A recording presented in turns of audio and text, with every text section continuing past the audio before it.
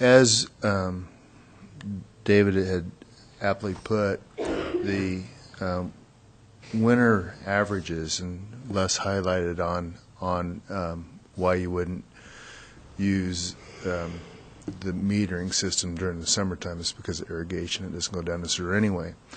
But the other part of it that David had said is accurate, that the average citizen uses about 500 cubic feet of 500 cubic feet of water towards their sewer system in the wintertime.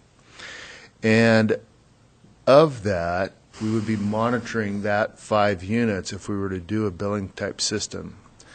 And we still have to maintain $5.8 million in revenue, and the residential portion of that is $2 million, which is about a third of the money that we're talking about that would be measuring that 5 units of CCFs or cubic hundred, every 100 cubic feet of water.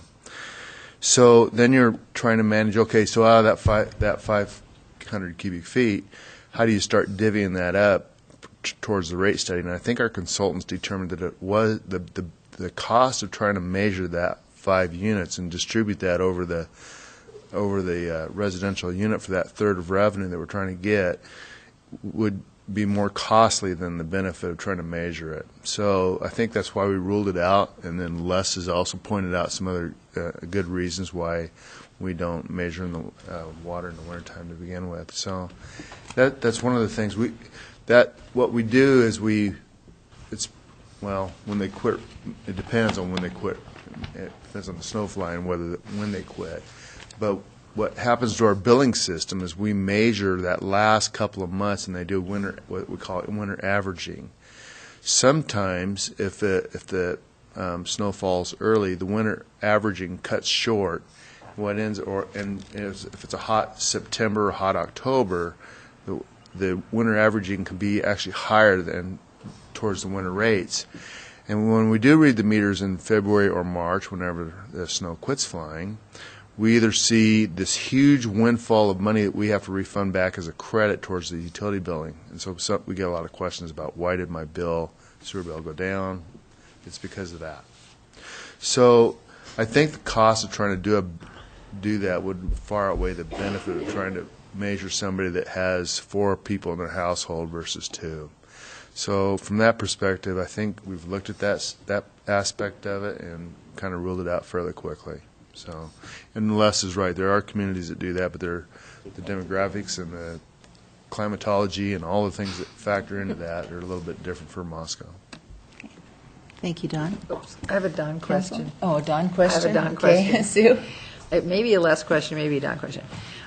If we reduced the walk-on vendor fee to $30 and did this may be a Kathleen thing, and net effect, how much more would the city have to subsidize, or would it balance out? I was wondering that same thing with Kathleen, because I don't know how many walk-on table spots we have to multiply that $10 out. But I will comment on that $15 fee for a moment, just for that registration fee. The reason that we have segregated that out in finance is because of Information Systems, who does all the monitoring for information systems throughout the city, also does farmers market. And in that $15 administrative fee, that is strictly a pass-through fee. It wasn't something that we wanted to add on and then get cut back because the cost of the spot's too high. We wanted to show the fact that $15 buys a specific pass-through service. We don't add to it. We don't deduct from it. It's strictly $15, and the IS department actually, through Kathleen's request, is a new fee that started just a few years ago because of the dynamics of what it offers for both marketing and all the benefits that go with that management market. And if Kathleen can answer the last question, that'd be great. So to reduce it by $10, you might increase the participation. It might be offset, probably close to $1,000. But I'm going to be giving a report next Monday on expenses to date and revenue to date the mid-season report. So you'll go down in some fees, but then you'll have the $15 recovery from charging the walk-on vendors. So I think there'll be a loss, but then you might have more participation. So it might increase the spaces that are being rented in the market for day fees. I was just thinking if we had more of a loss, we'd have to find some place in the budget to make it up, so that's what I wanted to know. Thank you. Yes. Wayne has a question, too. Well, that's my question, just to comment on this particular subject. I don't think we can say that we would take a loss. If the $40 is driving away the walk-ons, Yeah. we reduce it to 30. As you said, we could have an increase in walk-ons, which could make up for the amount of money that we'd be losing. That's We why I really was don't asking. know. Right. But I didn't know how many walk-in vendors there were, so that's why I was asking for an estimate. Thank you. Okay. Gary. Gary? Thank you. And I think that's really at the crux of this, that the Farmers Market Commission is a new commission, was charged with monitoring what's going on. Unfortunately, again, we're out of sync with the way the budget's moving ahead right now. The decisions have to be made. I would note that there is a huge disparity from walk-on to seasoned vendors. One is paying $12 a week, the other is paying $40 a week. So I don't know that one necessarily drives the other. I don't know that freezing the seasoned vendors or reducing the walk-on vendor cost is necessarily related in any way, shape, or form to the seasoned vendor cost. Council unilaterally changed that last year from staff's recommendation back to $260. And I would note that this year, with the new commission, we've increased the subsidy from the general fund by $500 or $5,000 just to support that commission, specifically to support farmers markets. So freezing rates or reducing fees is just increasing the subsidy to farmers market.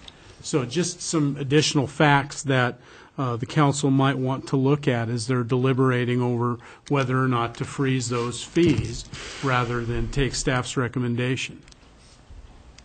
Dan? In light of potential, that the $40 may be scaring folks away, I'd like to make a motion that we accept the fee resolution as presented, except for one change, that we reduce the walk-on vendor fees to $30. Second. That's the only change I want to make. I'll add that. What about the $15 registration fee? Well, Tom seconded, I think. Yes, I heard Dan's And that's with, motion. and also clarifying the language on the $15. I mean, I think that's an understanding think- that should be what it, I mean, we kind of know what it's meant to be. That's housekeeping. Right. We're worried about the dollars here, so. Okay.